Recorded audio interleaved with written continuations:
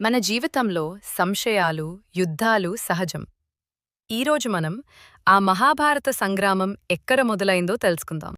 శ్లోకం ధర్మక్షేత్రే కురుక్షేత్రే సమవేత యుయుత్సవః మామకాః పాండవాశ్చైవ కిమకుర్వత సంజయ. ఎస్. ధర్మభూమి అయిన కురుక్షేత్రంలో యుద్ధానికి సిద్ధమై చేరిన నా కుమారులు మరియు పాండవులు ఏమీ చేస్తున్నారు?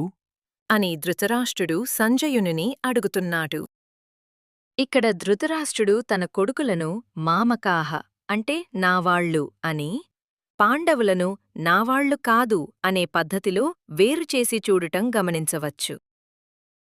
ధృతరాష్ట్రుడు మరియు సంజయుడు గురించి తెలుసుకోవాలంటే కామెంట్లో చూడండి. భక్తి జ్ఞానాన్ని ప్రతిరోజూ వినాలంటే మా భక్తివాహిని తెలుగు ఛానల్ని సబ్స్క్రైబ్ చేయండి. మీ ఒక సబ్స్క్రైబ్ మా భక్తి సేవకు శక్తి.